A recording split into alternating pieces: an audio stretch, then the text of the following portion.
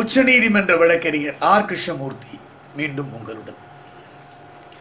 இப்ப Tamil Nadu honourable chief minister doctor K Edappadi Palaniswami அவர்களுடைய வேண்டுகோளுக்கு இணங்க ஹோம் மினிஸ்டர் ஸ்ரீ அமித்ஷா ஜி அவர்கள் வேண்டுகோள் கடிதத்தை பெற்று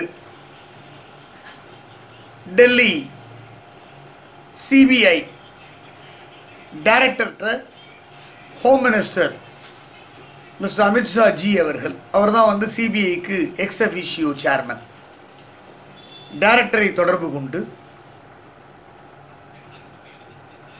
போலீஸ் சித்திரவதையால்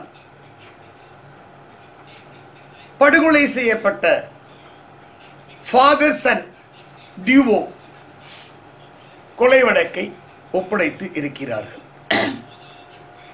இப்ப என்ன நடக்கும் அப்படின்னு பாதி பேருக்கு தெரியாது. இப்ப நாங்க டெல்லியில் இருக்கிறதுனால, டெல்லி சுப்ரீம் கோர்ட்ல பிராக்டிஸ் பண்றதுனால சில விஷயங்கள் எங்களுக்கு தெரியும். நம்பர் 1, 24 மணி நேரம் இல்ல 48 மணி நேரத்துக்குள்ள ரீஜனல் ஆபீஸ், இங்க ஜாயிண்ட் டைரக்டர் வந்து EVK சம்பத்சாலி சென்னையில் இருக்காங்க, ACB சாஷி பவன்ல இருக்காங்க சிபிஐ. அவர்களிடத்து இந்த ஆர்டரை வந்து இஷ்யூ பண்ணுவாங்க பை இமெயில். எலக்ட்ரானிக் மோட்ல ஆர்டர் வந்த உடனே ஸ்பெஷல் கிரைம் பிரான்ச்னு ஒன்று இருக்கு சிபிஐல, ஆன்டி கரப்ஷன் விங்னு ஒன்று இருக்கு, எக்கனாமிக் அஃபென்சஸ் விங்னு ஒன்று இருக்கு. இப்ப ஸ்பெஷல் கிரைம் பிரான்ச் சிபிஐக்கு இது என்ட்ரஸ்ட் பண்ணுவாங்க. இப்ப கொரோனா லாக்டவுன் பீரியட் அப்படிங்கிறதுனால டெல்லியிலேருந்து வந்து ஆபீசர்ஸ் டெபியூட் பண்றதுக்கு வாய்ப்புகள் குறைவாகவே இருக்கிறது. இங்க வந்து உங்களுக்கு ஜாயிண்ட் டைரக்டர், எஸ்பி அந்த லெவல்ல எல்லாம் இங்க ஆபீசர்ஸ் இருக்காங்க. அதனால அவர்களிடத்து வந்து இந்த வழக்கு ஒப்படைக்கப்படும். இவங்க என்ன பண்ணுவாங்க அப்படின்னா நேர டிட்டிகோரியன் சிபிசிஐடி ஆபீஸுக்கு போவாங்க. அங்க போய் இந்த கேஸை பத்தி டிஸ்கஸ் பண்ணுவாங்க ஃபர்ஸ்ட். இப்ப நீங்க ஒரு கேள்வி என்ன கேட்கணும், சிபிசிஐடி விட்ட இடத்திலிருந்து வழக்கை தொடருவார்களா அல்ல பிகினிங்ல இருந்து தொடருவார்களா அப்படின்னு நீங்க என்ன கேட்கணும். எஸ், the answer is மறுபடியும் ஒரு FIR பதியப்படும். என்னது இது, ஏற்கனவே FIR தான் 2 FIR போட்டேன்னு சொன்னாரு சிபிசிஐடி IG சங்கர் அவர்கள். எஸ், மறுபடியும் சிபிஐயால் ஒரு FIR பதிவு செய்யப்படும்.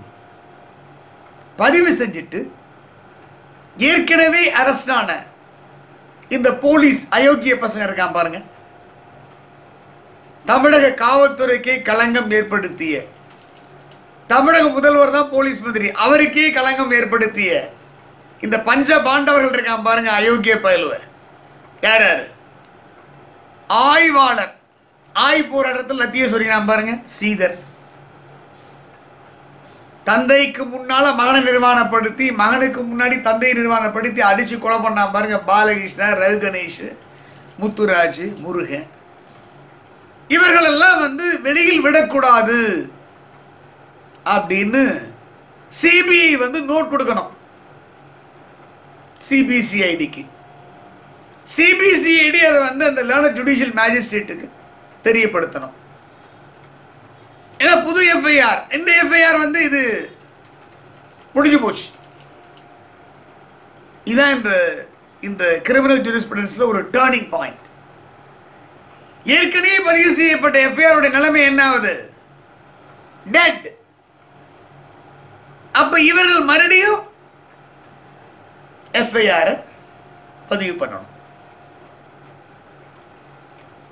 இதான் நிலைமை. அப்ப ஒருவேளை அவங்கள வந்து இந்த FIR பரீட் ஆனதுனால வெளியில் வந்தா மறுபடியும் சிபிஐ அவங்கள அரெஸ்ட் பண்ணணும். அதனால அவரை வெளியில விடக்கூடாது அப்படிங்கிற நோட்டை வந்து கொடுப்பாங்க. அப்புறம் ஆரம்பத்திலிருந்து அவங்க வந்து அவங்களுடைய ஸ்டைல்ல அவங்க பாணியில விசாரணை தொடங்குவாங்க. இதுதான் சிபிஐ கேஸை அவங்ககிட்ட ஒப்படைச்ச விகிதம். அதுக்கப்புறம் அவங்க மறுபடியும் ரிமாண்ட் பண்ணி அவங்க கஸ்டடி எடுத்து, இல்லை இந்த ரிமாண்டையே அவங்க கன்வெர்ட் பண்ணி அதில் கஸ்டடி எடுக்கணும். ஏன்னா இப்போ ரிமாண்ட் பண்ணது வேற கிரைம் நம்பர் இல்லையா, அது இல்லாத ஜுடிஷியல் மேஜிஸ்ட்ரேட். இப்போ சிபிஐனா சிபிஐக்கு தனி கோர்ட் இருக்கு, ஒவ்வொரு மாவட்டத்திலையும் இருக்கு. அப்போ சிபிஐ கோர்ட் தான் ரிமாண்ட் பண்ண முடியும், அதுக்கு தனி கிரைம் நம்பர். அப்போ ஏற்கனவே செய்யப்பட்ட ரிமாண்ட் வந்து இன்ஃபெக்சுவஸ் ஆகிடும். ஆனால் பல விஷயங்கள் இதில் இருக்கு. இதில் பொதுமக்கள் என்ன பண்ணணும்? ஏன்னா ஆரம்பத்திலேருந்து அவங்க விசாரிப்பாங்க. சிபிஐ புலன் விசாரணை ஆரம்பத்திலே விசாரிப்பாங்க. இதுல முக்கியமான பாயிண்ட் என்ன அப்படின்னா, உடனடியாக டெல்லி சிபிஐ வெப்சைட்ல அட்ரஸ் எடுத்துட்டு, அதே மாதிரி Chennai CBI address joint director எடுத்துட்டு, இந்த பாதிக்கப்பட்ட ஜெயராஜ் பெனிக்ஸ் அவர்கள் சம்பந்தப்பட்டவர்கள் வந்து ஃப்ரெஷ்ஷா ஒரு கம்ப்ளைண்ட் அனுப்பணும்.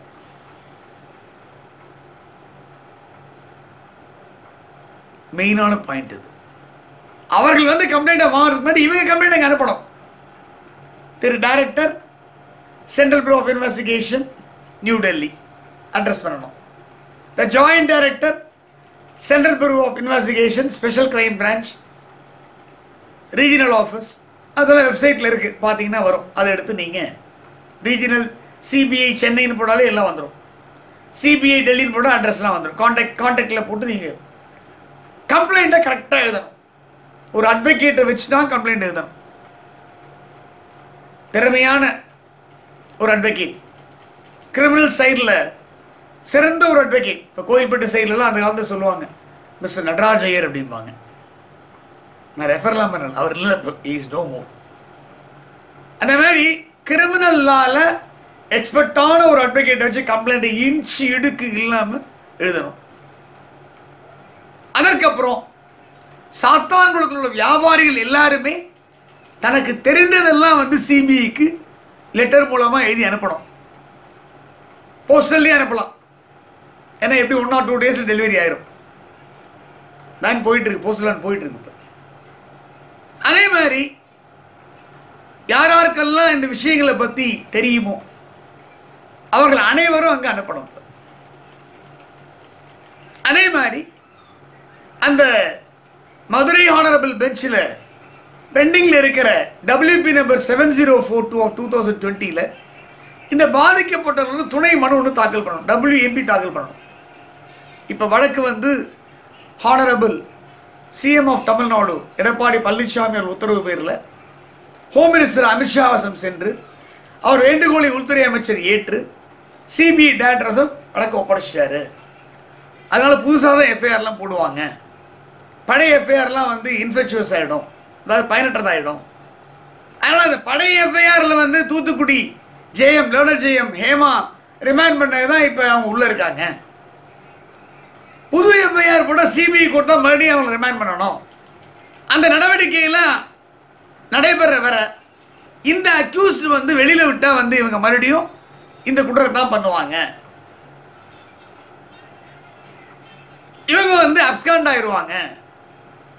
இவங்க தற்கொலை செய்து கொள்வதற்கு ஆபத்து இருக்கு, அதனால இவர்களை வெளியில் விடாதீர்கள் என்று ஒரு WMP மனு ஒன்று தாக்கல் பண்ணாதான் அது ஹைகோர்ட் பரிசீலனை எடுத்து உத்தரவு பிறப்பிப்பாங்க. ஏன்னா வெளியில வந்துட்டாங்கன்னா அவ்வளவுதான் கதை. அதுக்கு தானே என்ன சொன்னேன், அவர்களை குண்டர் தடுப்பு சட்டத்தில் வைக்கணும் அப்படின்னு சொன்னேன். அப்போ 1 year வர முடியாது. அந்த Act 14 டிடென்ஷன் ஆர்டர் வந்து ஹைகோர்ட்டால் ரத்து செய்யப்படுற வரைக்கும் வெளியில் வர முடியாது.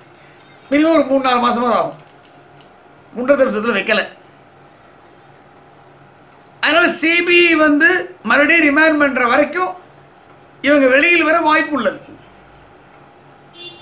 நோட் கொடுப்பாங்க, வெளியில் விடக்கூடாது. இது வந்து பாதிக்கப்பட்ட ஃபேமிலி தான் வந்து ரொம்ப ஜாக்கிரதையாக இருக்கணும்.